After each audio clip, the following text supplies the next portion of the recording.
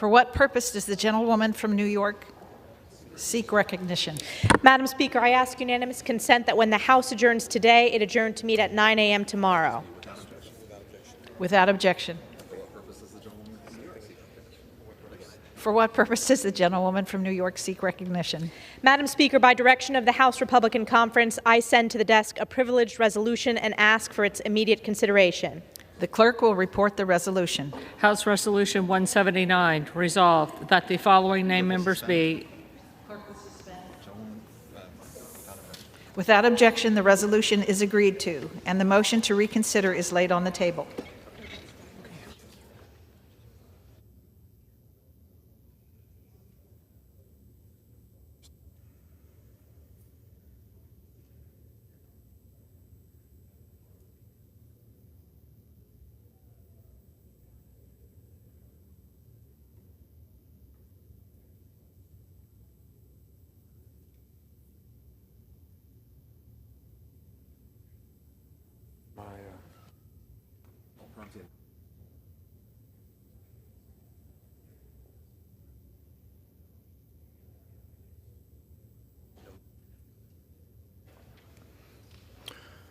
For what purpose does the gentleman from Kentucky seek recognition? Mr. Speaker, pursuant to House Resolution 166, Gentleman will suspend.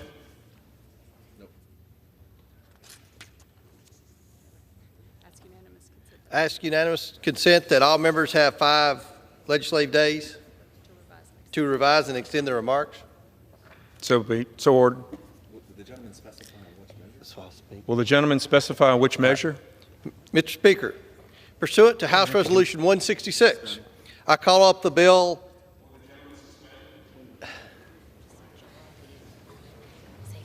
What's killing me here?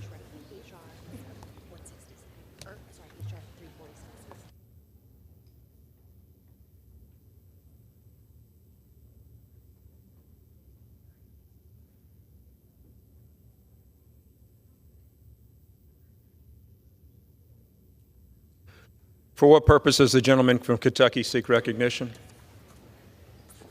General leave on H.R. 347. General is recognized. Pursuant to House Resolution 166 and Rule 18.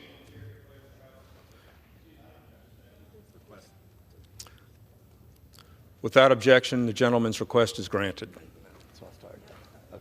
Pursuant to House Resolution 166 and Rule 18, the Chair declares the House and Committee of the whole House on the Senate on the State of the Union for further consideration of H.R. 347. Would the gentlewoman from West Virginia, Mrs. Miller, kindly take the chair?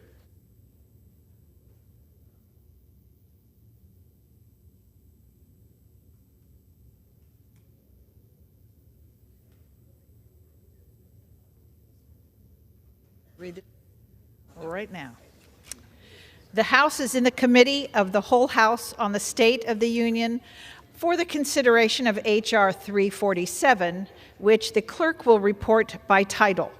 H.R. 347, a bill to require the Executive Office of the President to provide an inflation estimate with respect to executive orders with a significant effect on the annual gross budget and for other purposes.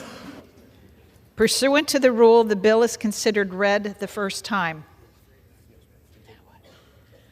General debate shall be confined to the bill and shall not exceed 1 hour, equally divided and controlled by the chair and ranking minority member of the Committee on Oversight and Accountability or their respective designees. The gentleman from Kentucky, Mr. Comer, and the gentlewoman from Missouri, Ms. Bush, each will control 30 minutes. The chair recognizes the gentleman from Kentucky, Mr. Comer. I yield myself such time as I may consume. The gentleman is recognized. Thank you, Madam Speaker. I rise in support of H.R. 347, the Reduced Exacerbated Inflation Negatively Impacting the Nation Act, or REIN In Act. This legislation is timely and clearly needed. Sky-high inflation started sweeping across the nation soon after the Biden administration came into power. Pushing one big spending policy after another, President Biden has continued to throw fuel on the inflationary fire. That fire is rapidly consuming the wages of our constituents. They've had to pay higher and higher prices for everything from eggs to electricity, all while inflation pushes their real wages farther and farther behind. But President Biden just does not seem to get it or admit it. At first, he and his administration ignored warnings his policies would spark inflation.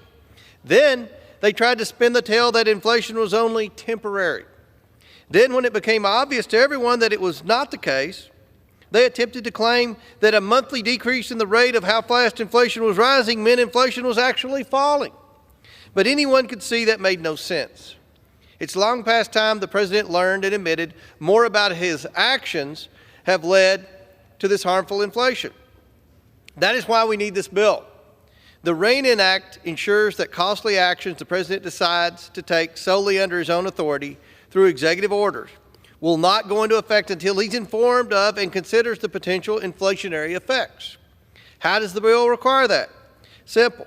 It requires the president to receive and consider inflation estimates from the Office of Management and Budget and the Council of Economic Advisors for each executive order that is projected to cause an annual gross budgetary effect of at least $1 billion. The hope is the president, once he's informed of and understands the potential for inflationary harm from his own policy initiatives, will think twice about inflicting such harm. Here's hoping he does. In addition, the bill requires regular reports to Congress on these new inflation estimates that are prepared for and considered by the president. That way, if the president ignores the dangers and marches ahead with an inflation-inducing policy, Congress will be better equipped to take timely action to rein in an irresponsible use of presidential power. That is our constitutional role in the legislative branch, which the REIN In Act recognizes. This powerful legislative medicine will, I hope, lead the president to stop his inflationary onslaught on our economy. I urge all my colleagues to support this vital legislation and reserve the balance of my time. Okay. The gentleman reserves. The gentlewoman from Missouri. I yield myself such time as I may consume. The gentlewoman is recognized.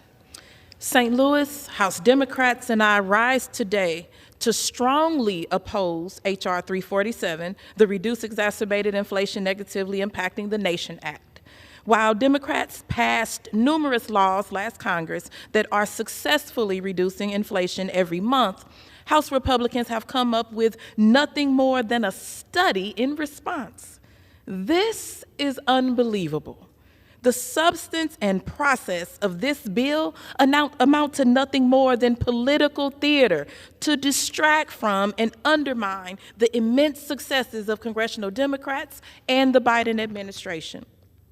If Republicans were serious about fighting inflation and cutting costs for regular, everyday people, they would have joined with Democrats to pass critical legislation like the Inflation Reduction Act to rebuild American manufacturing and lower the cost of prescription drugs, health care, energy, and other goods and services for the people of our country, rather than pushing an extreme MAGA messaging bill that accomplishes nothing. Nothing, not a thing. The global spike in inflation has been caused by food and fuel disruptions resulting from the illegal and unprovoked Russian invasion of Ukraine, as well as auto part supply shortages connected to the COVID-19 pandemic. There is no evidence that government spending or executive orders by President Biden have increased inflation. The president and congressional Democrats have taken steps to enact policies, not studies, not reports, but actual tangible policies and dollars delivered to our communities to lower costs for regular everyday people. Yet, we understand still much more work remains. For over 20 years, while I was a single mother of two, I experienced countless times what it was like to see costs rise faster than my wages. I know what it's like to have to choose between paying the electric bill or paying rent. I remember thinking to myself, who is it that is fighting for me and for other people in my situation? Lawmakers in Congress can help alleviate that pain. Lawmakers in Congress can prioritize enacting policies to raise wages and lower costs.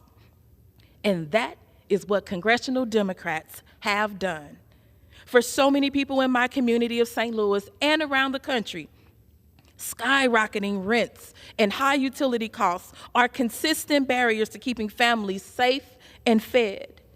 And that is a moral and policy failure. We've seen how people's lives improved when the federal government stepped up to enact a moratorium on evictions or sent urgently needed stimulus checks to families or expanded the child tax credit or capped insulin at $35 a month. Those are the actions that saved lives. That's what we need, and we need more of that now. But here, we have a report. However, what my House Republican colleagues have demonstrated this Congress and what they are demonstrating here today with this bill is that they are not serious about governing. They've circumvented regular order to bring this hollow bill to a vote on the House floor, even as people continue to suffer the consequences of inflation and flawed responses that exacerbate unemployment. Corporations, especially in the energy industry, have capitalized on this crisis to raise prices for everyday people and for families. Last year, Exxon made $56 billion in profits, using inflation as a cover to fleece regular everyday people just trying to get to medical appointments or to school. I oppose this bill because I'm aware of what it is. It's a distraction from our work for our constituents. It's a waste of government resources, and it's a squandering of time that we should be using to rein in corporate greed and support those of our neighbors who need our help the most. I oppose this bill because it isn't a meaningful way to legislate. It is a political stunt. Thank you, and I reserve the balance of my time. The gentlewoman reserves. The gentleman from Kentucky. Madam Chair, I yield 2 minutes to the gentlewoman from New York, the sponsor of the bill, Ms. Stefanik.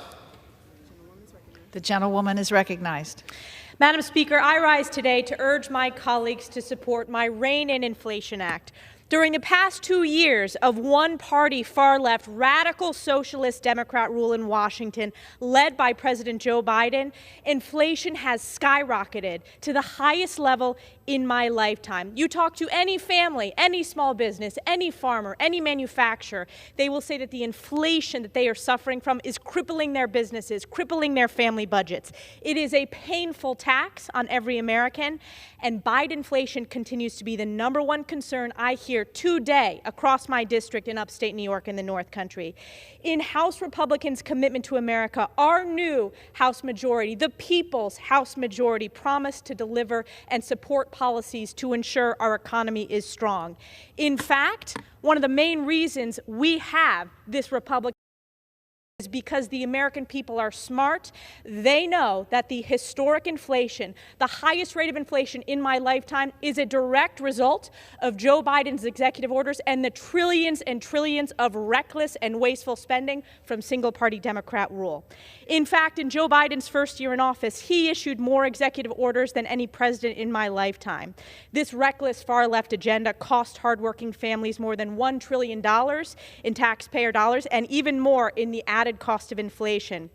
Whether it was canceling the Keystone XL pipeline on his first day in office to pushing his out-of-touch and costly Green New Deal regulations, Joe Biden has fueled this inflation crisis and caused this inflation crisis working with the previous radical socialist Democrat majority. By passing the REIN In Inflation Act, House Republicans will demand transparency for the American people by revealing just how much Biden's executive orders are costing hardworking families and the painful impact that has on inflation.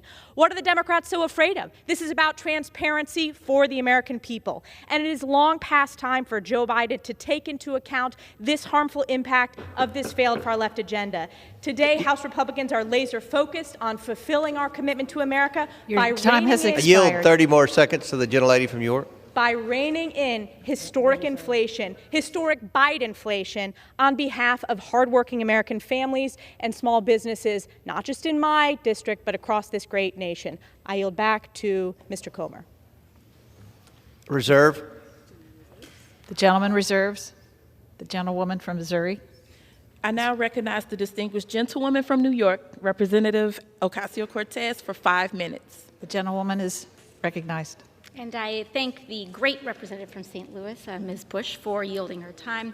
I rise today to speak against H.R. 347, the quote-unquote REIN in Inflation Act, and I'll start my remarks today by saying how ironic it is that we spent, and Republicans spent, the entire first week of this session entangled in a fight in order for them to get the votes to secure a Speaker of the House. And the whole crux of that entanglement was, and part of it, was rules to maintain regular order in the House. Rules to maintain regular order. Because just as we go back to Schoolhouse Rock, you introduce a bill, it's supposed to go to committee, you get a markup on that committee, a hearing in that committee, a vote in that committee, and if that bill can survive a committee vote, it comes right here to the floor of this House. And we spent a whole week tied up in the beginning of this term trying to reassert that order. And then, today, one of the first acts that we have from this Oversight Committee is to subvert that, because perhaps they knew that this would not survive their own committee, and so it goes straight to the floor for a vote, subverting all of those arguments that Republicans were making about restoring order to this House. But let's get into the substance of this bill. Ironically, if they had gone into this order, if they had gone through regular order, they may have caught that this bill does nothing to rein in inflation, in part because in their haste to put it together, my colleagues on the other side of the aisle committed an incredibly basic drafting error that makes this bill completely unenforceable. Even if we agreed on their ends, the haste and the rush to put this together and skip committee has created a drafting error that doesn't even make this bill enforceable. But even putting that error aside, my colleagues and I seem to have wildly different definitions of what actually is considered inflationary. While Republicans have labeled virtually any federal spending during the pandemic as inflationary, while railing against the child tax credit that helped babies continue to be fed and diapers on their bottoms, that help families stitch things together, while they've railed against the eviction moratoriums and the Paycheck Protection Act, Moody's Analytics found that the American Rescue Plan prevented this country from slipping into a double-digit recession. Because of the American Rescue Plan and the actual Inflation Reduction Act that Democrats passed last year, our country's inflation rate is now lower than in the UK, Canada, and 20 other European Union member states. Yet Republicans have introduced legislation to repeal the Inflation Reduction Act, which would immediately raise the price of insulin along with other critical prescription drugs. Tell me how that is fighting inflation when they're proposing to raise the costs of prescriptions. Not only did Republicans vote to raise prices on prescription drugs, but they also voted against measures to drive down the price of gasoline last year. Last year, Democrats presented a bill to penalize companies who were price gouging during the middle of Putin's war on Ukraine. My colleagues on the other side of the aisle voted against that too. So which one is it? Republicans have controlled this body for almost 2 months and have not passed a single bill that would actually address inflation or cut costs from working families. But you know what Democrats did? In January, we capped the price of insulin at $35 so that everyday working families can actually get a little bit more ahead. And we have a lot more to go. But we don't even see a carefulness and a thoughtfulness from the other side of the aisle to even draft the language in this bill properly. It's not even ready for a vote. So why should we? And for that reason, I urge my colleagues to vote no on the so-called REIN in Inflation Act. And with that, I yield to the distinguished gentlewoman of St. Louis, Cori Bush. I reserve. The gentlewoman reserves. The gentleman from Kentucky is recognized. Madam Chair, I yield 3 minutes to the gentlelady from Colorado, Ms. Boebert. The gentlelady is recognized. Thank you, Madam Chair. I rise in favor of H.R. 347, the REIN In Act, And I do think that it is very rich that my colleagues on the other side of the aisle are talking about regular order all of a sudden. My first 2 years in Congress, there was no such thing as regular order. In fact, I served on the Budget Committee, and we passed 2 budget reconciliations on the House floor. They passed 2 budget reconciliations on the House floor without it going through committee, completely bypassed committee. First one was $1.9 trillion. The next one, $700 billion. And, really all it was the Green New Deal. Just real quick, hurry up, get it to the floor. We got to spend trillions and trillions of dollars and hurt as many Americans as possible in the 2 years that we have left in power. With this REIN In Act, this bill will hold Joe Biden accountable for his reckless spending that he's approved by my Democrat colleagues who hastily sent all of these bills to him, rushing him to spend trillions and trillions of American taxpayer dollars. His reckless spending will now be required. His administration will be required to publish the inflationary impact of executive orders before enacting them. My constituents are struggling to deal with disastrous effects of Bidenflation. Under 2 years of one-party rule, Joe Biden and Nancy Pelosi unleashed a record inflation crisis on the American people that has decimated their bank and retirement accounts, increased gas prices to record levels, raised utility bills, drove up grocery costs, and made it harder to live for the people in my district, Colorado's 3rd district, and all throughout this great country. The primary root cause of this record-breaking inflation was trillions of dollars of wasteful federal spending. In Joe Biden's first year in office alone, he issued more executive orders than any other president in my lifetime, costing taxpayers more than $1 trillion. The American people said loud and clear last November that enough is enough. They have empowered this new majority to demand transparency by revealing just how much Biden's executive orders are costing American families and small businesses.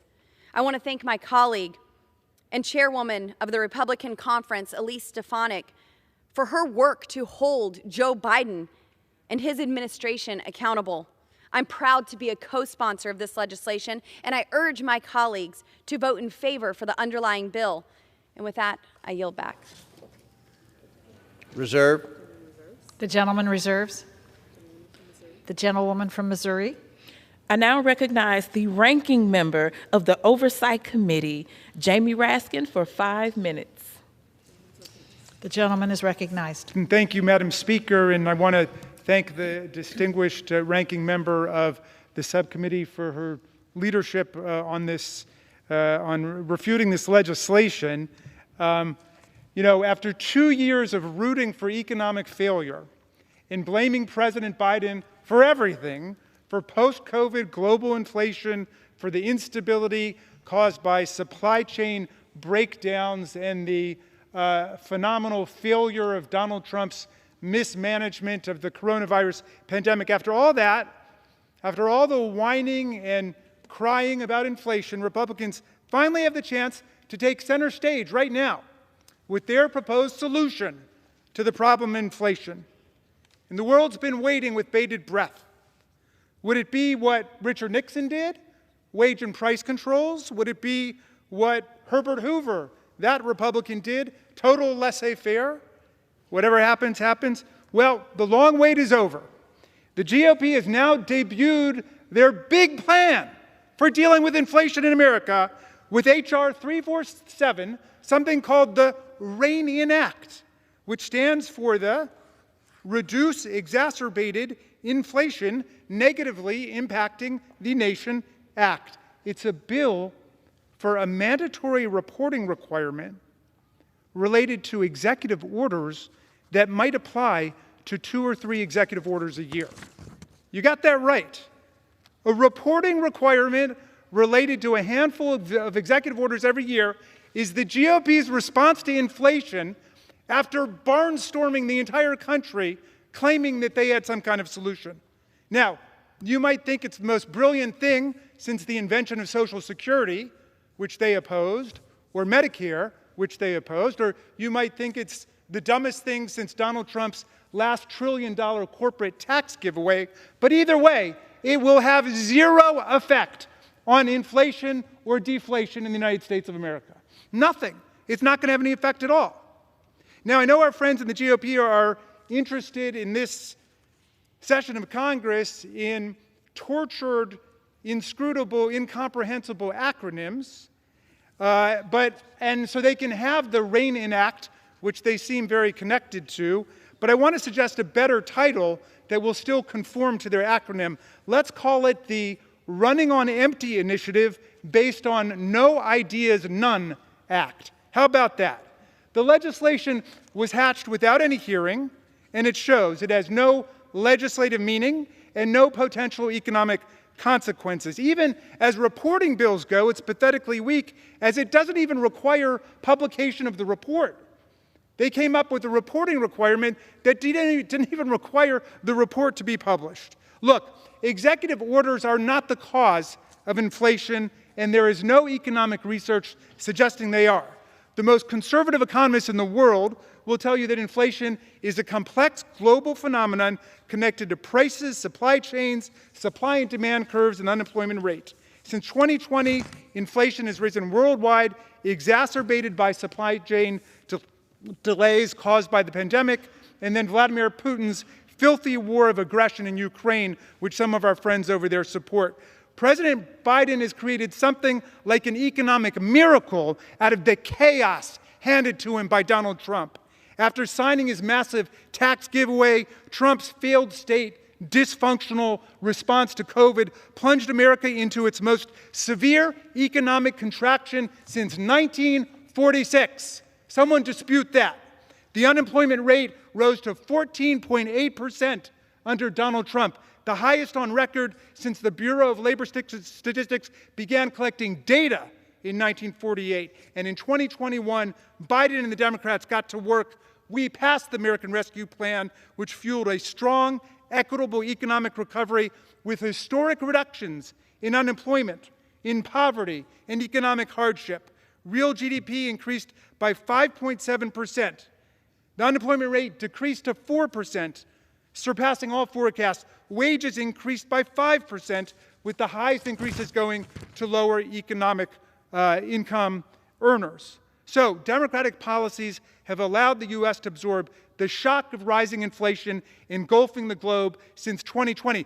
That's serious economic policy, what President Biden and the Democrats are engaged in, and they have a silly little symbolic messaging bill for a couple of notations they didn't even want to publish originally within the process of offering executive orders. Meantime, 30 seconds. One more minute to Mr. Raskin. Thank you. We created 12 million new jobs in America. How many million jobs do they want to erase over there in their desperate, sudden pursuit of inflation? You know, they raised the debt limit 3 times under Donald Trump. Now they talk about the debt limit all the time. They raised it 3 times, and they contributed under Donald Trump 25% of all the debt in the United States from George Washington to Joe Biden. 25% of the debt under one president, Donald Trump. And they did that, and now they dare come talk to us about inflation, and the bill that they advance is one to have some people pass some more paperwork around. Come on, give me a break. Give us something better than the running on empty initiative with no new ideas at all. We recommend a no vote. What real economic action requires is precisely what President Biden is already doing. I yield back. The gentlewoman reserves. I'm prepared to close. I just said the gentlewoman reserve. The gentleman from Kentucky. Madam Chair, I have no further speakers, and I'm prepared to close. The gentlewoman from Missouri is recognized. I yield myself such time as I may consume. The gentlewoman is recognized. Over the past 2 years, through the Inflation Reduction Act, the American Rescue Plan, the Infrastructure Investment and Jobs Act, and other successes, Democrats and President Biden have made historic investments in public transit, renewable energy, health care, and economic stability. We have created jobs. We have advanced justice. We have advanced equity. We have reduced greenhouse gas emissions, and we have slowed down inflation. We put hundreds of dollars in people's pockets. We capped the price of insulin. We invested in people. As a result, when adjusted for inflation, wages have risen for so many families over the last 7 months, and unemployment remains at its lowest level since 1969. However, we need to do so much more. Many of our neighbors, particularly those with the greatest need, are suffering from the consequences of high costs across the board. I'm glad House Democrats controlled the House during the pandemic. This bill makes a mockery of people living in poverty who need meaningful relief. The Republicans' big idea, the big plan that we've been told about and waiting on, is to write a flawed bill that mandates, guess what? More paperwork. Give me a break, as my ranking member just said. I know what it's like to be at risk of eviction. I know what it's like to be hungry. I know what it's like to be cold, so cold that you don't know if you'll survive the night. Never one time when I was living out of my car with my 2 babies did I ask for a report from Congress for help. I needed diapers. I needed food. You can't eat a report. If this bill was to move forward, no one will be saying, I'm so glad I used this report to pay the rent. Let me take shelter with this report because Congress did their job.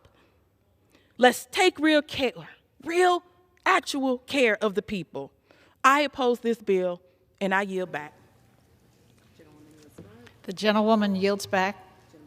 The gentleman from Kentucky is recognized. Thank you, Madam Chair. This legislation asks every member to answer 2 simple questions. First, do you want the president to know what the inflationary dangers are before he takes executive actions? And second, when the president knows about the economic dangers of a policy and inflicts them on our constituents anyway, do you want to be better informed so that Congress can take the necessary action to rein in the executive branch? The answers to both of those questions ought to be yes. This bill makes sure both the president and the Congress have the necessary information so we can discharge our duties more efficiently and responsibly. Our constituents back home who have been suffering from the inflationary effects of Washington's poorly thought out policies deserve nothing less. I urge my colleagues to support this much needed bill, and I yield back the balance of my time. The gentleman yields back. All time for general debate has expired. Pursuant to the rule, the bill shall be considered for amendment under the 5-minute rule. The bill is considered as read. No amendment to the bill shall be in order except those printed in House Report 118-4. Each such amendment may be offered only in the order printed in the report by the member designated in the report, shall be considered as read, shall be debatable for the time specified in the report, equally divided and controlled by the proponent and an opponent, shall not be subject to amendment, and shall not be subject to a demand for division of the question.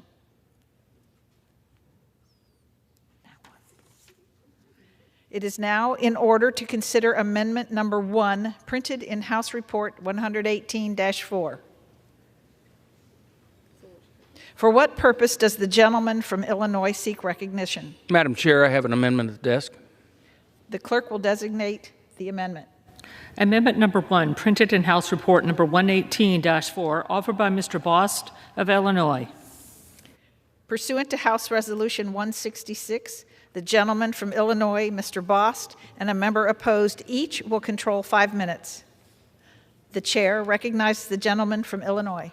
Thank you, Madam Chair. I recognize myself for as much time as I may consume. The gentleman is recognized. Thank you, Madam Chair. According to the Bureau of Labor Statistics, the Consumer Price Index is defined as the average change over time in the prices paid by urban customers. Now, let me say that again. Urban customers. Well, what about the 46 million Americans who live in rural areas? Or the 2.6 million workers that are working on a farm? Or the 1.3 million in the military? They are crushed by inflation as well. You know, Illinois 12th District is one of the largest agricultural districts in the region. It's also home of Scott Air Force Base. But all too often, these hardworking, God-fearing patriots are ignored by the D.C. swamp. You know, the president can't ignore their needs simply because they don't live in liberal cities like New York, L.A., and Chicago. So, my amendment is simple. Since the spending patterns of military personnel, individuals in rural areas, and farm households are not included in the CPI, they must be taken into account separately in this report. These are the individuals who produce the food on our kitchen tables, the ones who raise their right hand and swear to defend our nation. They deserve to be represented, to be heard. My amendment ensures that they are. I reserve the balance of my time. The gentleman reserves. For what purpose does the gentleman from Maryland seek recognition? I did just have a question, Madam Speaker, that I would raise. Does the gentleman claim the time in opposition? I do claim the time. Yes, I do. The gentleman is recognized. But actually, I have a question because this strikes me as a very sincerely and decently motivated amendment to a flawed bill. But is there reason to think that any of the current economic analyses of inflation and the current indicators that we use don't take into account the various factors that you specify? Well, yes, just, Madam Speaker, I'm happy to yield. I know I can address my remarks. I'm happy to yield. Yeah. Okay. The gentleman from Maryland. I'm happy to yield. To yield for an answer to my question. I thank the gentleman for yielding. Yes, because the definition itself describes that it's only urban. And therefore, not considering the issues, because I can guarantee you that the price and the situation that occurs in people's lives and the cost of living is completely different from one area to the other. We're just saying that this should be taken into consideration as well. Yeah, reclaiming my time, that makes great sense to me, and I'm tempted to support your amendment. I guess my question is, if you're correct, that points to a larger problem. Are you telling us that the inflation rate today that's published by our government does not incorporate spending patterns in rural areas, for example? From what I understand, the gentleman yields. Thank you. It is my understanding by the definition that would be the case that everyone should be considered. And by this definition, it is not everyone that's considered, only urban. I'm sorry, by which definition are you specifying? By the definition that with the Consumer Price Index is defined as the average change over time in prices paid by urban customers. Not by all customers, which would include the people I was talking about, but urban only. I see. Okay, I'm reclaiming the time, and I don't know what the reason for that is, and thank you for educating me that I wasn't aware of it. I assume they're saying that the inflation rate is higher in urban areas than it is in rural areas, which is presumably why they peg it to that. So that might bring the inflation rate down. But would you just give me a sense of how taking it into account might affect what is today the general inflation rate? Let's assume it's inflated because it's focused on the urban areas where the cost of living is higher. Would it reduce the overall inflation rate? Gentleman yield. Happy to yield. All right. Let me explain it this way. The answer is I don't know. Nor do you, nor does anyone, because we only use the urban. So therefore, the best thing we could do is include all. Reclaiming my time. Well, thank you. This very constructive colloquy, I think, underscores the importance of actually having hearings in Congress. And this is legislation that sprung out of someone's head somewhere and then appeared on the House floor without actually having a hearing where we could examine it. The gentleman raises a profound point that might lead us to question inflation statistics generally. But I just don't know. At this point, we're all guessing because we haven't had a hearing and we don't know the facts of it. So unfortunately, we're going to be sending people, including me, to the floor to vote on this amendment without really having any information about the background. But obviously, we want to make sure that military personnel, farm households, and residents of rural areas are included forcefully if they're excluded now, even if that means bringing the inflation rate down, something I imagine President Biden would quite enjoy. With that, I'm happy to yield back. The gentleman yields his time. Thank you, Madam Speaker. The gentleman is recognized. Thank you, Madam Chair. I yield 1 minute to the gentleman from Kentucky, Mr. Comer. The gentleman from Kentucky is recognized. Thank you, Madam Chair. I rise in support of the amendment. My colleague's amendment makes an important improvement to the bill. The sky-high inflation America is experiencing under the Biden administration hits hard military families, rural areas, and farm households. Too often, these vital groups of our constituents get short shrift in Washington's policy considerations. My friend's amendment makes sure that will not happen when it comes to the inflation impact assessments this bill requires. I urge my colleagues to vote yes on this amendment, and I yield back the balance of my time. Reserve. The gentleman from Illinois is recognized. Reserve. The only time left. Thank you, Madam Speaker. I appreciate the input from everybody involved, and I ask for positive consideration, and I yield back. The gentleman yields back. The question is on the amendment offered by the gentleman from Illinois. Those in favor say aye. Aye. Those who oppose say no. In the opinion of the chair, the ayes have it. Madam Chair, I'd like to request a recorded vote.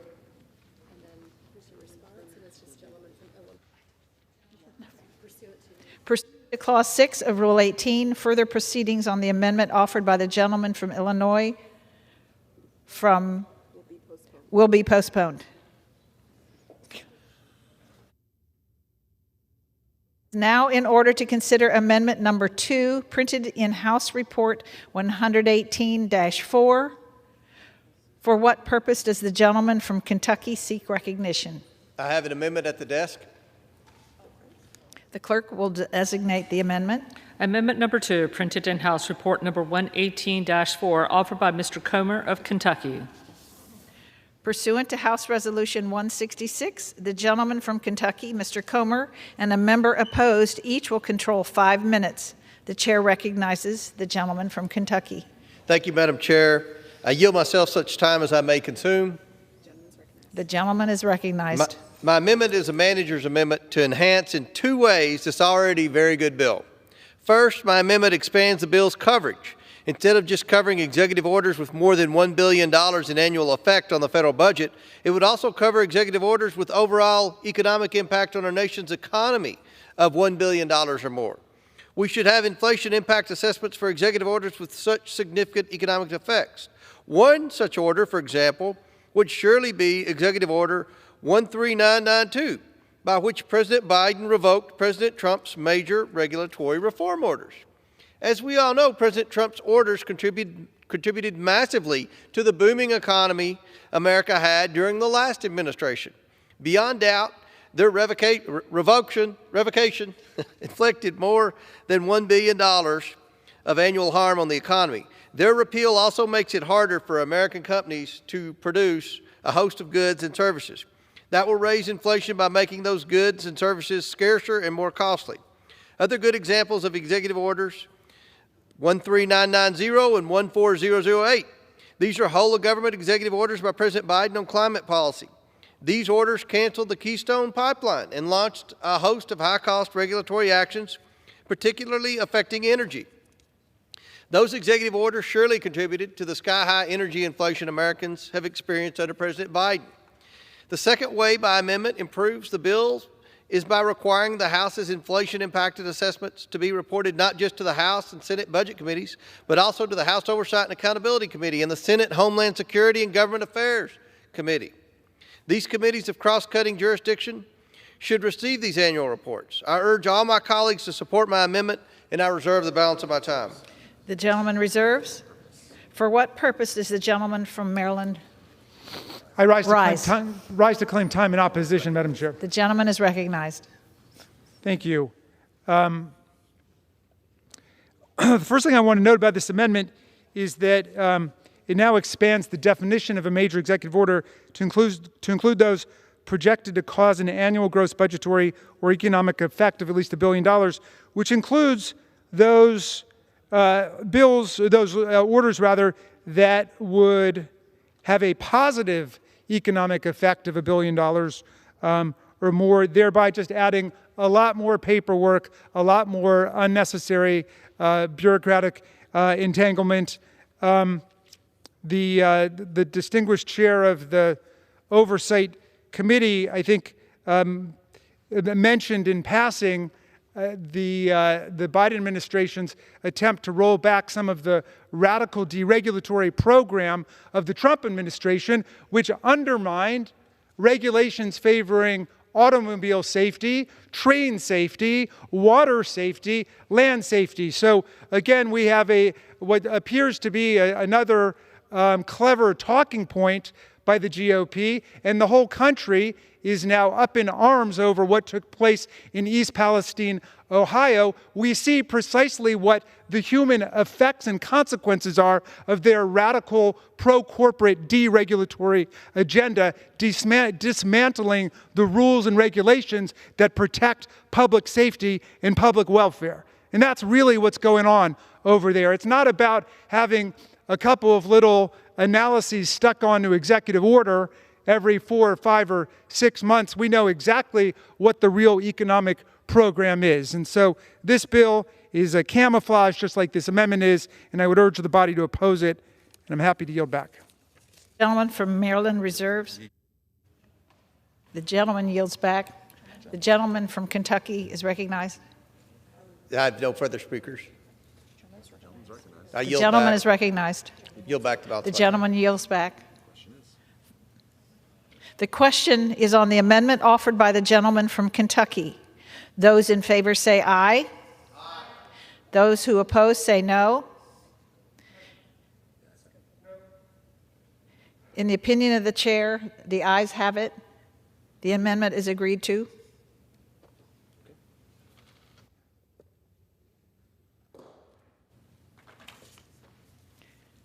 Starting in.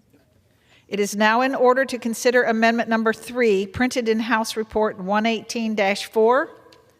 For what purpose does the gentleman from Colorado seek recognition? Madam Chair, I have an amendment at the desk. The clerk will designate the amendment. Amendment number 3, printed in House Report number 118-4, offered by Mrs. Boebert of Colorado. Pursuant to the House Resolution 166, the gentlewoman from Colorado, Ms. Boebert, and a member opposed each will control 5 minutes. The chair recognizes the gentlewoman from Colorado. Thank you, Madam Chair. I rise in favor of amendment number 3, which will require inflation impact assessments to be published on the Office of Management and Budget's website, not just reported to Congress. This simple, straightforward amendment will ensure that the American people who bear the brunt of inflation's impacts will be better informed of the president's inflation-inducing actions. Without my amendment, the real-life consequences of Joe Biden's spending spree in the White House will not be seen by those impacted most. This will provide transparency for the administration to answer to the American people. Thanks to Joe Biden's reckless spending agenda, America will spend $10 trillion more over the next 10 years than we were estimated to spend. While the federal government continues to spend trillions of dollars it doesn't have, inflation has hit a 40-year high and our nation is now mired in a recession. Instead of addressing these major economic concerns head-on, the Democrat solution to inflation is to keep on spending.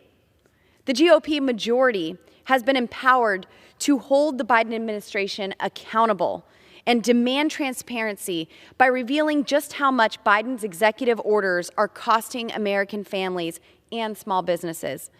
This excessive spending has real consequences.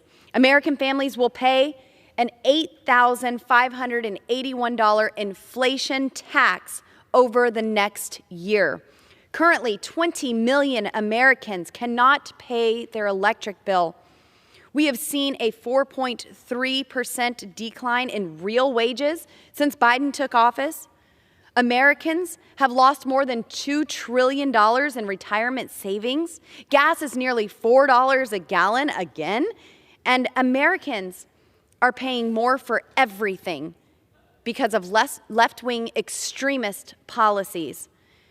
House Republicans are working to reduce inflation by fundamentally changing the way we vote on appropriations bills and putting an end to reckless spending omnibus packages passed on Christmas Eve without any time to actually read the bill. Multi-thousand-page bills spending trillions of dollars, about 24 hours or less to read it.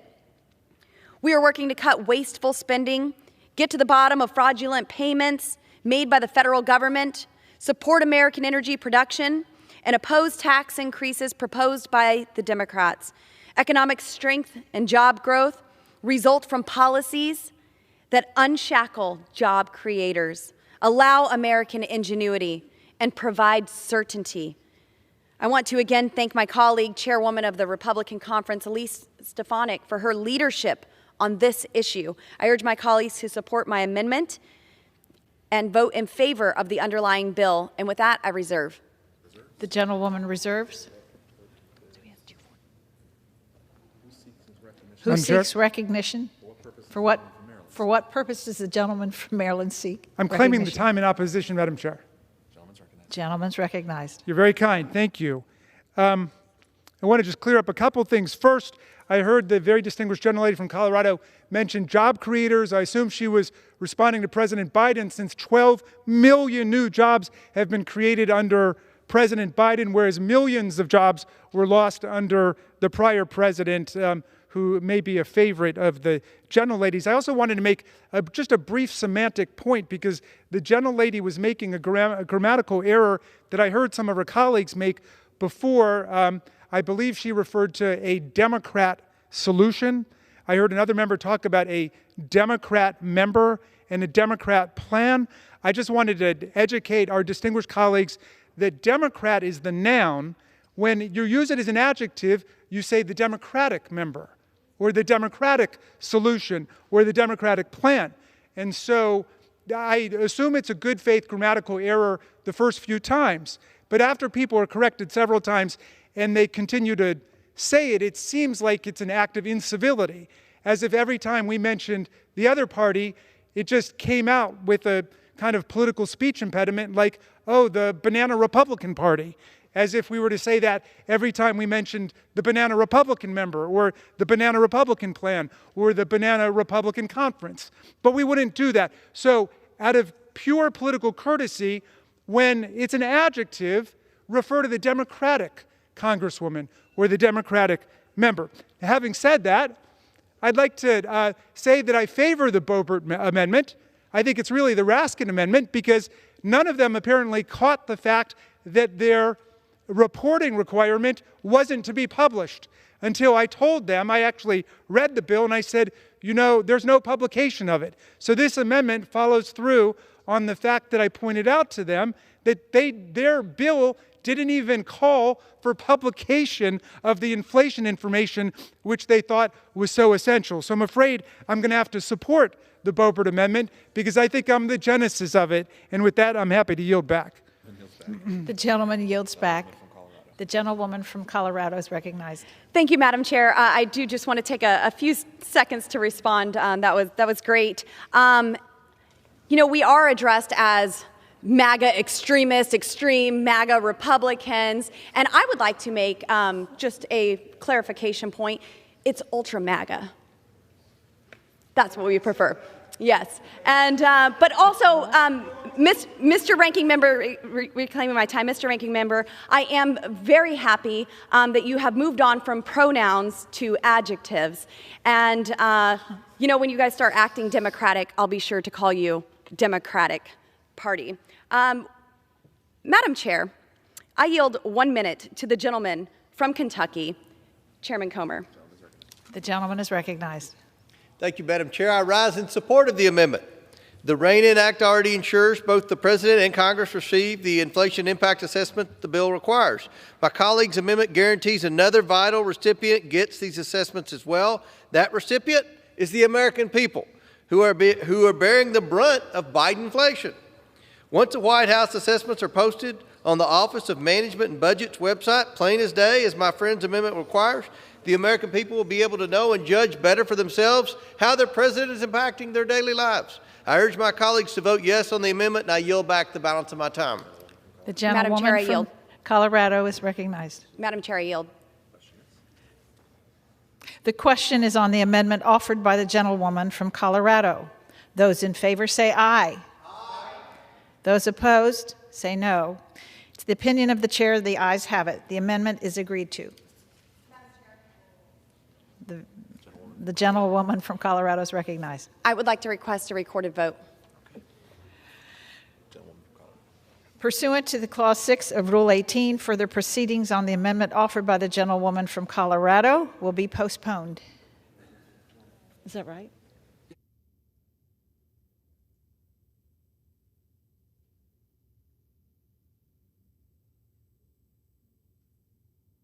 Now, in order to consider amendment number 4, printed in the House Report 118-4, for what purpose does the gentleman from Texas seek recognition? Madam Chair, I have an amendment at the desk. The clerk will designate the amendment. Amendment number 4, printed in House Report number 118-4, offered by Mr. Cloud of Texas. Pursuant to House Resolution 166, the gentleman from Texas, Mr. Cloud, and a member opposed, each will control 5 minutes. The chair recognizes the gentleman from Texas. Thank you, Madam Chair.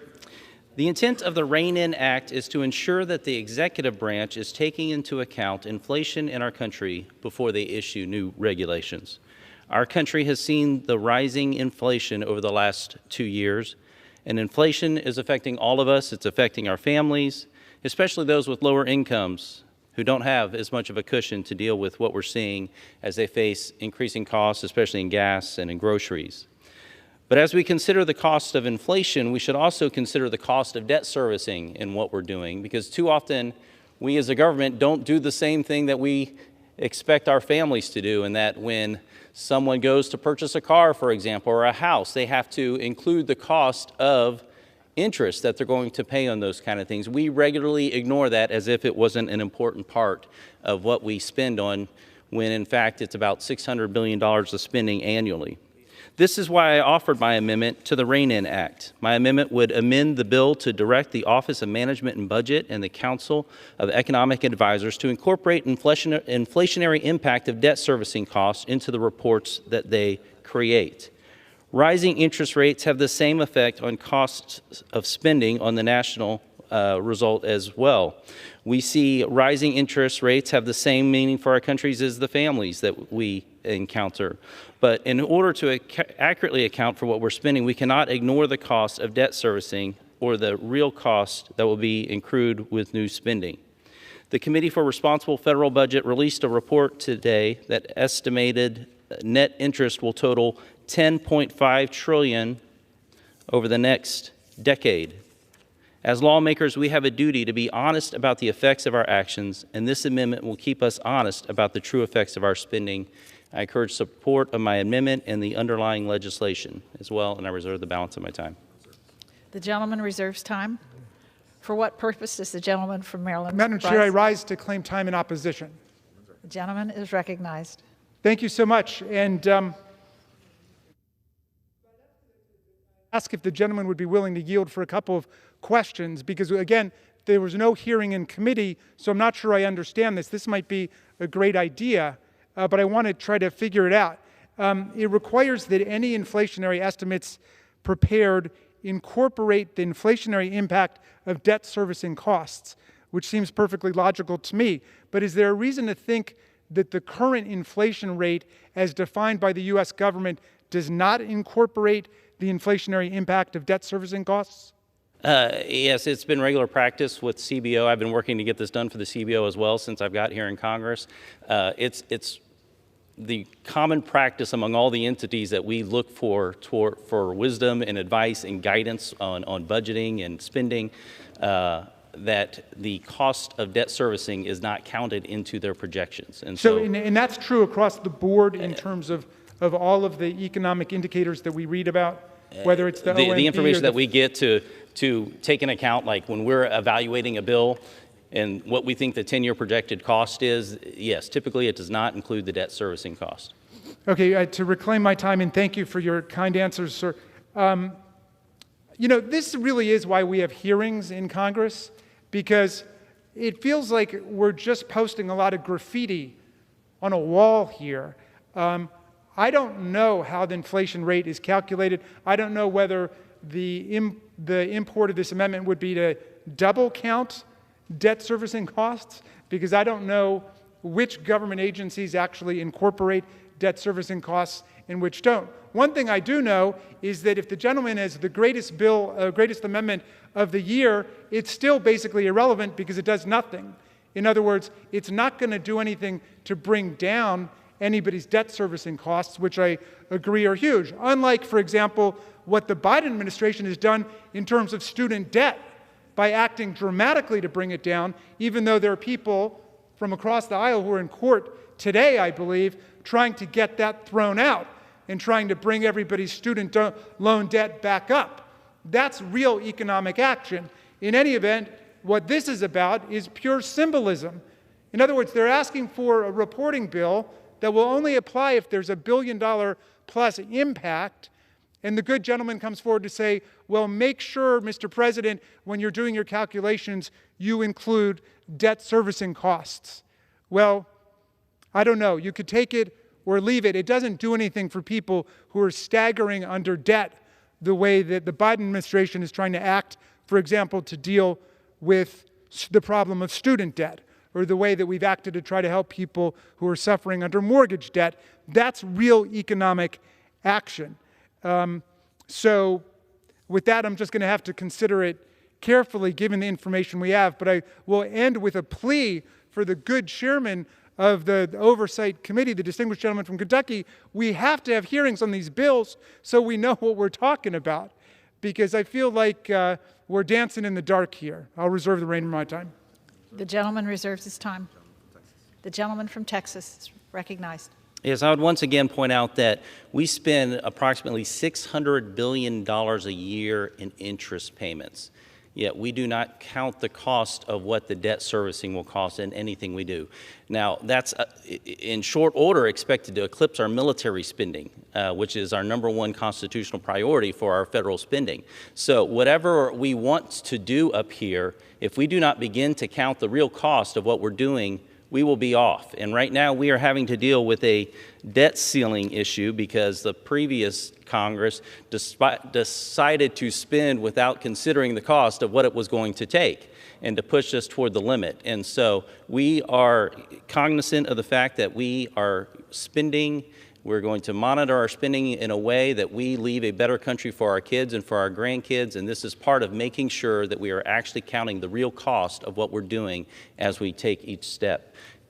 And I would like to yield a minute to the distinguished chair of the Oversight Committee, my good friend Comer from Kentucky. The gentleman from Kentucky is recognized.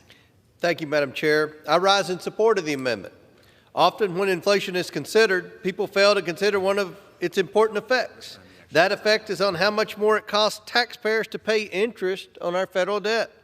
Those interest payments are high, and they spike higher when interest rates rise. The Congressional Budget Office estimated that the federal government would pay $400 billion in interest on the federal debt during fiscal year 2022. And the Committee for a Responsible Federal Budget projected at the time that for every 1% increase in interest rates, those annual payments would rise by $38 billion. Remember, that's for fiscal year 2022, when the federal debt and interest rates were lower than they are now. My colleague amendment makes sure the impact on the federal debt service costs will not be overlooked in the inflation impact assessments the bill requires. I urge my colleagues to vote yes on this amendment, and I yield back the balance of my time. The gentleman from Texas reserves. The gentleman from Maryland is recognized.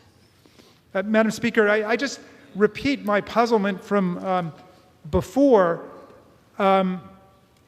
perhaps if if Mr. Cloud would yield for another question, well, what is the inflationary impact of debt servicing costs? Have there been any economic studies on that?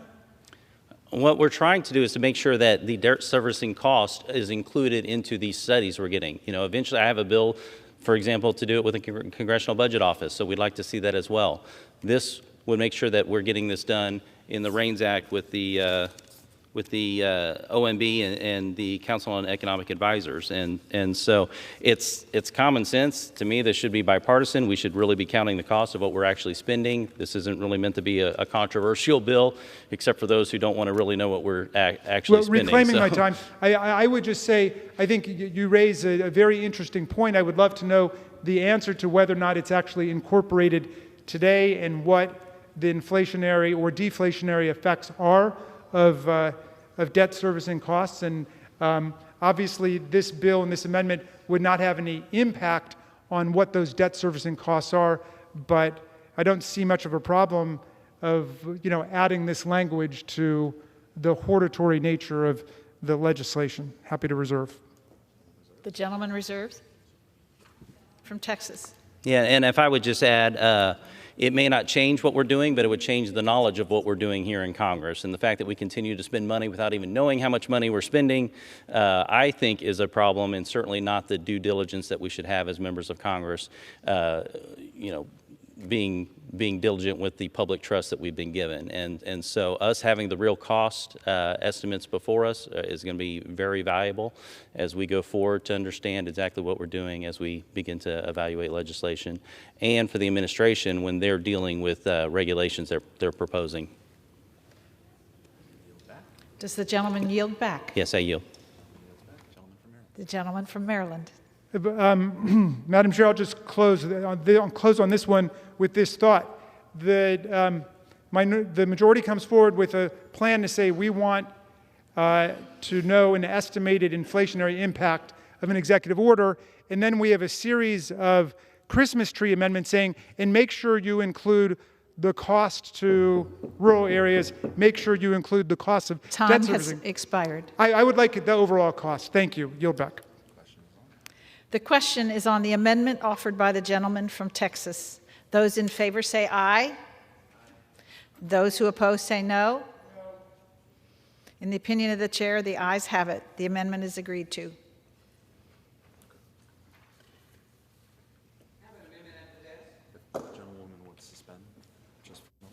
If the gentlewoman will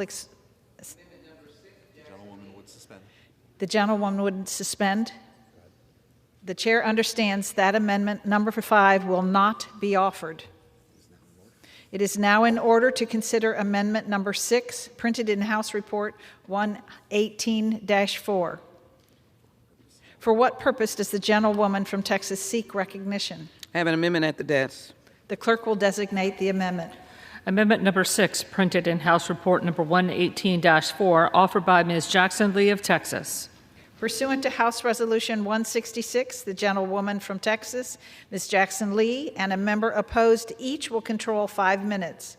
The chair recognizes the gentlewoman from Texas. Madam Speaker, thank you so very much. For those of us who've had the privilege of serving in the United States Congress for a period of time, going through any number of speakers and majorities, what we're doing this evening in the midst of the needs of the American people is deja vu.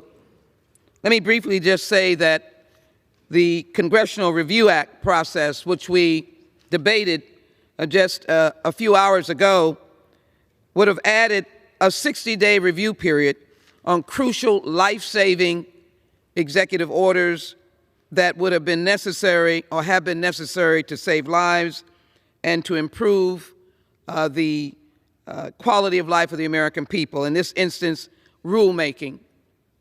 So it's an obstructionist. It was passed. The Congressional Review Act, obstruction, some 60-day review period, adding a Senate vote, House vote, a veto, coming back again when American lives are in jeopardy for health care, for the environment, for labor laws. any number of things, for criminal justice reform, any number of rules that would create a better pathway for Americans. Now we come, of course, with the REIN Act. And I was positive that we did the REIN Act some years ago. Sounds very familiar. And this one deals with allegedly providing some pathway for dealing effectively with inflation. I would hope my colleagues will be as interested in raising the debt ceiling, which will stop the bleeding of the American people and busting their wallets open because we have refused to pay our bills. This seems to ignore the work that President Biden has done, taken to cut everyday costs for working families, bring global supply chains back in, alleviating debt for students and veterans, and fighting climate change. This part of their larger plan to cut Medicare, Social Security, and other crucial programs are in this bill. My amendment and the language would by eliminating the language that we did in my amendment, further helps to ensure that improper and ambiguous congressional interference in executive orders as sought through this legislation is appropriately curtailed. And so that the executive orders that are well vetted by the President of the United States, that have helped populations who have been in trouble, that have brought about a reckoning of police reform, that these executive orders would not be interfered with under the pretense of trying to suggest an inflationary impact.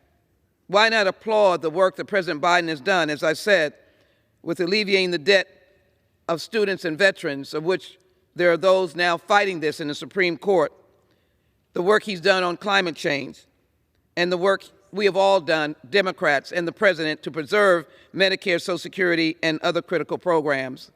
I ask my colleagues to support the Jackson-Lee Amendment, number 6, to stop the interference that has no benefit and impact on any inflationary uptick.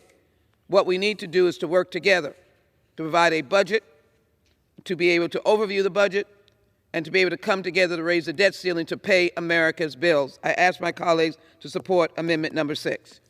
With that, I reserve. The gentlewoman reserves. For what purpose does the gentleman from New York seek recognition? Madam Speaker, I rise in opposition to this amendment. The gentleman is recognized. The amendment strikes the bill's requirement for an inflation impact assessment when an executive order will have a significant impact on inflation. But the impact cannot yet be precisely quantified. That is exactly the wrong approach to take if the White House can determine an executive order will indeed have a significant impact on inflation. That is what is important. The President should know about that before he acts. It would be unwise and dangerous to happily let the President proceed in the dark about an order's inflationary impacts just because they cannot yet be calculated with perfect precision. I urge my colleagues to vote no on this amendment, and I reserve the balance of my time. The gentleman reserves. The gentlewoman from Texas. How much time do I have? The gentlelady has 1.5 minutes remaining. Does the gentleman have any other speakers? Again, this is deja vu. I know the intent of this legislation, Reduce Exacerbated Inflation Negatively Impacting the Nation Act. What I would say is that my amendment clearly wants to take away destructive interference on the work that the executive has to do through vetting their executive orders by not insisting on extra baggage that would not in any way provide any relief to inflation. What will provide relief to inflation would be to ensure that the debt of students is reduced, that veterans are protected, that Medicare and Social Security are protected, that the debt ceiling is raised. And so my amendment eliminates, by eliminating the language, further helps to ensure that improper and ambiguous congressional interference with executive orders as sought through this legislation is appropriately curtailed, because the more you delay constructive executive orders to help the American people, then the more you undermine the relief of the American people and help to bring down the inflation. With that, I yield back and ask support for the Jackson-Lee Amendment. The gentlelady yields back. The gentleman from New York. Madam Speaker, I yield back the balance of my time. The question is on the amendment offered by the gentlewoman from Texas. Those in favor say aye. Aye. Those who oppose say no. No. In the opinion of the chair, the noes have it. The gentlewoman from Texas. With that, I request the yeas and nays. Pursuant to... Does the gentlewoman request a recorded vote? Does the gentlewoman request a recorded vote? I request a recorded vote. Pursuant to Clause 6 of Rule 18, further proceedings on the amendment offered by the gentlewoman from Texas will be postponed. It is now in order to consider Amendment Number 7, printed in House Report 118-4. For what purpose does the gentlewoman from Texas seek recognition? I have an amendment at the desk. The clerk will designate the amendment. Amendment number 7, printed in House Report number 118-4, offered by Ms. Jackson Lee of Texas. Pursuant to House Resolution 166, the gentlewoman from Texas, Ms. Jackson Lee, and a member opposed, each will control 5 minutes. The chair recognizes gentlewoman from Texas. Madam Chair, we cannot run the government by ambiguity, confusion, lack of clarity, and just throwing language down on the floor and expecting all of the pieces of government to work together. I question whether this legislation and the legislation dealing with the Congressional Review Act is ever going to be passed in the United States Senate. I question that. It would have been nice to have hearings and to work together. But this amendment tries to bring clarity. My amendment tries to define the term significant impact. And it adds the term significant impact on inflation means an executive order was estimated to increase or decrease consumer price index inflation by at least 1 percentage point over the course of a year. This amendment thus clarifies that the meaning of significant impact on inflation is quantifiable in any effort to make such a determination. The lack of specificity of applicability for when this unnecessary legislative restriction would take place and mandate will be imposed on all executive orders as provided for in the bill is unnecessary, time-consuming, and a waste of resources. In fact, I don't even know how any president would get through it. I'm not saying that executive orders should not have their necessary oversight, and they can. The Oversight Committee and other jurisdictional committees can have oversight. But if this is to reduce inflation, all this bill will do is to raise the costs of any act or action that is asked for in the executive order. Including the Jackson Lee Amendment 26 would help to ensure that any attempt to restrict the powers and authority of executive orders is curtailed in a manner that would limit such mandate to apply only in such scenario whereby economically accepted standards are considered and applied. Example, whereby significant impact on inflation is limited to instances where there has been an increase or decrease in the consumer price index, CPI, inflation by at least 1% over the course of a year. With that in mind, we would have clarity. We would have an understanding. We would be able to know whether this is irrelevant, burdensome, and overly excessive in doing the work on behalf of the American people. I ask my colleagues to support the Jackson Lee Amendment number 7, and I reserve. The gentlelady reserves. For what purpose does the gentleman from New York? Madam Speaker, I rise in opposition to the amendment. This amendment defines a significant impact on inflation as only an impact that would increase or decrease the consumer price index by at least 1 percentage point. Now, with all due respect, that's magical thinking. If a single executive order were to produce a full 1 percentage point increase in inflation, that would be not just a significant effect, it would be a massive effect. The Bureau of Labor Statistics inflation data from January 23, 2023 showed that the consumer price index rose 6.4% over the prior year. A 1 percent point rise would constitute 16% of that yearly rise. That is a huge portion of yearly inflation. Few individual executive orders, even ones that stoke inflation significantly, would on their own raise inflation by 1 full percentage point or more. And so we see what the amendment really is trying to do is gut the bill and I urge my colleagues to vote no on this amendment, and I reserve the balance of my time. Gentleman reserves. The gentlewoman from Texas is recognized.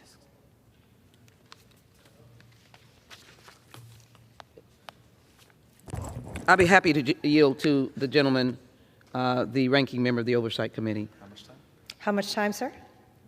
How much time do I have? Yes. Woman has 2.5 minutes remaining. For such time as he may consume, and I'll take a few seconds after that. Yeah, but I just wanted to speak in strong support of the gentlelady's amendment. I want to thank Ms. Jackson-Lee for her leadership in terms of real economic policy, which is about making the government an instrument of well-being and the public good. And we know we have serious philosophical differences with our friends across the aisle. Many of them wanted to dismantle Social Security and Medicare. I think when President Biden arrived the other day, a lot of them retreated very quickly from it. I'd be delighted if someone wants to challenge me on that, because we have all the quotations from all the Republican senators and representatives who said it was time to get rid of Social Security, phase it out, adopt means testing, increase the age, and so on and so forth. I mean, that's a real policy difference. What they've done here, I think, it really falls under the category of symbolic politics, but the good gentlelady from Texas has done her best to make this meaningful, and I thank you for giving me the opportunity to say that, and I yield back to Ms. Lee. The gentlewoman from Texas reserves her time. The gentleman from New York is recognized. I yield back the balance of my time. Gentleman yields back. Gentlewoman from Texas. Very quickly, I thank the gentleman from Maryland for further clarifying our intent. Usually inflation by the economists is somewhere around 2%. So to have this amendment that indicates 1%, it gives some clarity of a significant impact. And I would say this, I believe in oversight, but I don't believe in obstruction and intrusion and stopping work that impacts the American people. My amendment provides clarity so that the work for the American people can go forward, and it is evident that President Biden has had a significant impact on bringing down inflation and building a better quality of life. I ask my colleagues to support the Jackson-Lee Amendment number 7. The gentlelady yields back. The question is on the amendment offered by the gentlewoman from Texas. Those in favor say aye. Aye. Those opposed say nay. In the opinion of the chair, the nays have it. Yes, gentlewoman from Texas. Chair, I ask for a recorded vote. Pursuant to Clause 6 of Rule 18, further proceedings on the amendment offered by the gentlewoman from Texas will be postponed. It is now in order to consider amendment number 8, printed in House Report 118-4. For what purpose does the gentlewoman from Texas seek recognition? I have an amendment at the desk, amendment number 8. The clerk will designate the amendment. Amendment number 8, printed in House Report number 118-4, offered by Ms. Jackson-Lee of Texas. Pursuant to House Resolution 166, the gentlewoman from Texas, Ms. Jackson-Lee, and a member opposed, each will control 5 minutes. The chair recognizes the gentlewoman from Texas. Madam Chair, all of us have seen the great work of the Oversight Committee in the 2 initiatives that we have had today. And clearly, we're all sort of stretching to try to understand the impact of the Reduce Exacerbated Inflation Negatively Impacting the Nation Act, and we're trying to find the substance. And so my previous amendment was dealing with significant. Now we're dealing with quantifiable inflationary impact. And I wanted to add as to what this actually means. And so my amendment says quantifiable inflationary impact means an executive order was estimated to increase or decrease consumer price index inflation by at least 1% percentage point over the course of a year, knowing that inflation is usually 2% a year.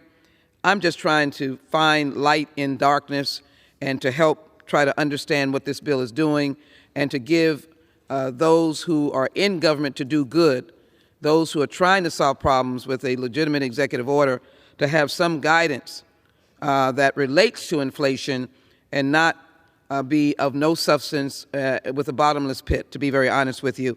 I'm hoping my colleagues will join me in trying to give some guidance, some quantifiable definition to quantifiable inflationary input by tracking it to what has traditionally been by economists, inflation 2%. We just went to 1% to give some definition to this, to give some ability for anyone to understand how to analyze or utilize this legislation if it ever gets to the President's desk. With that, I reserve.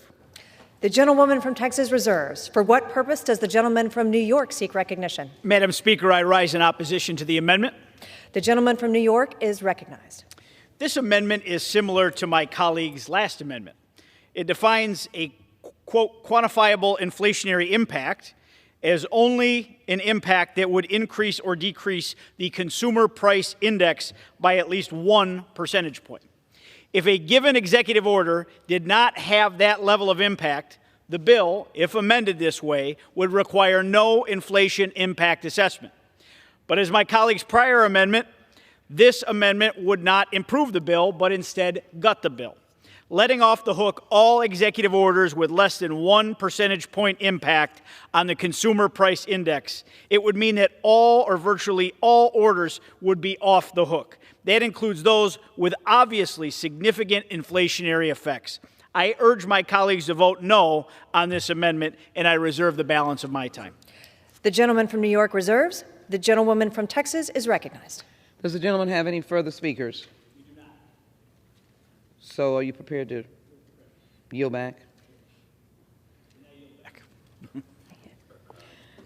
In conclusion, the gentleman from New York yields back. Yes, we yield to the remainder of our time. The gentleman yields back. The gentlewoman from Texas is recognized. as I close and conclude, let me quickly say, again, the Jackson-Lee Amendment before us is keeping in line with nationally recognized standards. Many economists agree that a quantifiable inflationary impact is deemed to occur when there is an increase or decrease in the consumer price index inflation by at least 1% and over the course of the year. It will not gut the bill. It will let us try to understand the bill. While H.R. 347 is a clear overreach and would impose improper and onerous restrictions upon the executive branch, the Jackson-Lee Amendment tries to find some common ground that will be offered to this body as a mere attempt to help ensure that the inappropriate limitations as prescribed by this legislation are curtailed in its effort to limit the authority of the executive orders. I ask my colleagues to consider and vote for the Jackson-Lee Amendment number 8. The question is on the amendment offered by the gentlewoman from Texas. All those in favor say aye. Aye. Those opposed say no. No. In the opinion of the chair, the noes have it. The amendment is not agreed to.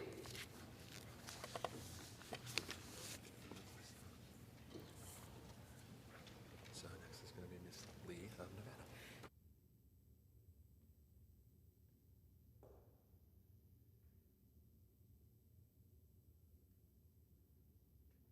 Now, in order to consider amendment number 9, printed in House Report 118-4. For what purpose does the gentlewoman from Nevada seek recognition? Madam Speaker, I have an amendment at the desk. The clerk will designate the amendment. Amendment number 9, printed in House Report number 118-4, offered by Mrs. Lee of Nevada. Pursuant to House Resolution 166, the gentlewoman from Nevada, Ms. Lee, and a member opposed will each control 5 minutes. The chair recognizes the gentlewoman from Nevada. Thank you, Madam Speaker. I rise today in strong support of my amendment to H.R. 347, the Reduce Exacerbated Inflation Negatively Impacting the Nation Act.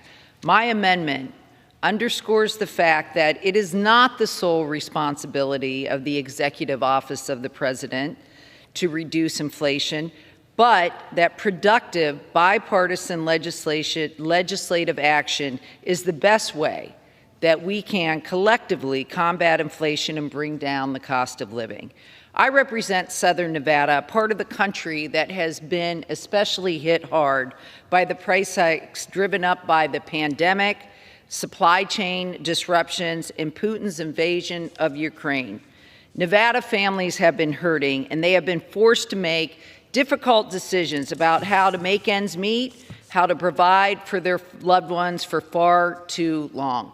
And they are tired of finger pointing. They're done with partisan pot shots and bickering that achieve nothing to help them make ends meet. Although the pace of inflation has slowed since hitting a peak last summer, The cost of living continues to remain far too high. And that's why they and the rest of America are calling on Congress for us to do our job, to take real action and provide relief. And that's what we owe them. We made progress in this direction during the last Congress with the CHIPS and Science Act, the bipartisan infrastructure package, and other landmark bills that continue to help strengthen our supply chains and relieve price pressures. This Congress, we need to continue that legacy and set aside political posturing and instead advance more thoughtful legislation that will actually bring down costs and meet the needs of our constituents. I've said it before and I'll say it again. Congress is at our best when we put policy first and politics last. I implore all of my colleagues to support this amendment because finding bipartisan compromise and real progress on our nation's most pressing issue is not only right, it is what we were sent here to do. And with that, I will recognize Mr. Raskin. Thank you very much. I want to rise in favor of Ms. Lee's excellent amendment here, which makes both a powerful economic point and a powerful constitutional point. The economic point is that Congress must act in order to bring down inflation. Congress must act in order to promote employment, and we have acted in partnership with President Biden to do just that in the Inflation Reduction Act, in the Infrastructure Act, in a whole series of bills that we have used to bring inflation down, to dramatically lower unemployment in the country. But she's making also, I believe, a very powerful constitutional point, because part of what gets lost in the symbolism of this legislation, a mere messaging bill about having executive orders over $1 billion, which describes a handful in a year, attached in inflation description. What gets lost is that the Constitution in Article 1 sets it up so that Congress is the major definer of economic policy in the country. It's Congress that is supposed to be laying and collecting taxes and imposts and dealing with the debt of the country. It's Congress that regulates commerce among the states and with foreign countries. So the failure to come forward with real productive legislation on inflation is also a surrender to the executive branch. And we don't need to do that. So we should be working with the executive branch, as we have done in the Inflation Reduction Act, with the infrastructure bill, in lowering prescription drug costs, in lowering the cost for diabetics to get their insulin shots to $35 a month. That is the real pathway, not just a bunch of reporting bills. Thank you for yielding, and I'm happy to yield back to Ms. Lee. Thank you. I reserve the balance of my time. The gentlewoman from Nevada reserves. For what purpose does the gentleman from New York seek recognition? Madam Speaker, I rise in support of this amendment. The gentleman from New York is recognized. My colleague's amendment states an obvious fact. It is the responsibility of both the President and the House of Representatives to combat inflation. And I have no quarrel with that. In fact, in advancing this bill, the House is taking one step towards fulfilling its responsibility to combat inflation. It's doing so by using this legislative authority to help ensure that the President focuses on combating inflation, not issuing executive orders that make inflation worse. I urge my colleagues to vote yes on this amendment, and I reserve the balance of my time. The gentleman from New York reserves. The gentlewoman from Nevada is recognized. Madam Speaker, I'm ready to close. The gentlewoman is recognized. The question is on. Nope. Okay. Is the gentlewoman yielding back? Oh, I yield back, yes. Okay. The gentlewoman yields back. Gentleman from New York? We yield back as well. The question is on the amendment offered by the gentlewoman from Nevada. Those in favor say aye. Aye. Those opposed say no. In the opinion of the chair, the ayes have it. The amendment is agreed to. Could I ask for a recorded vote, please? Pursuant to Clause 6 of Rule 18, further proceedings on the amendment offered by the gentlewoman from Nevada will be postponed.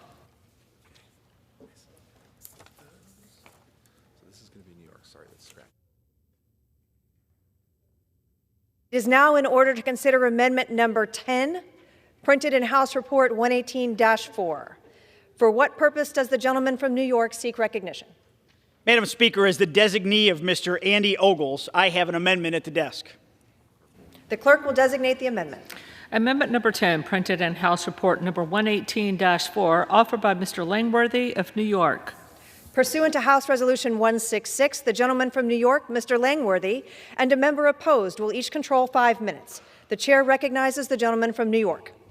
Thank you, Madam Speaker, and I yield myself such time as I may consume.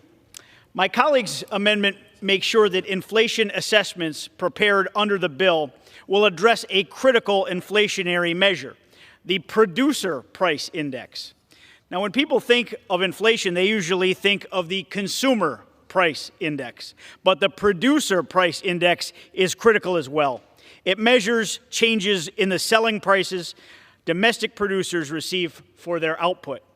These prices are from the very first commercial transactions for many products and services. Thus, changes in the producer price index can signal that changes in prices are about to ripple through the economy. They should be accounted for in each inflation impact assessment that the bill requires. I urge my colleagues to support this amendment, and I reserve the balance of my time. The gentleman from New York reserves. For what purpose does the gentleman from Maryland seek recognition? Claiming time in opposition, Madam Chair. The gentleman from Maryland is recognized. As far as I understand, the amendment just adds one more unnecessary detail to the report, creating greater administrative burden at a taxpayer cost that is still undefined.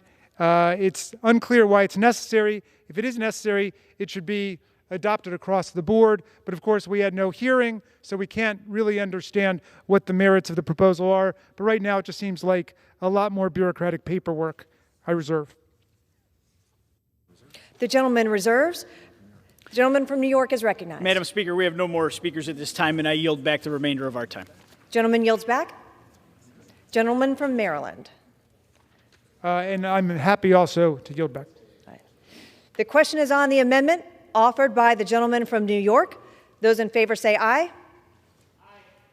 Those opposed say no. In the opinion of the chair, the ayes have it. The amendment is agreed to.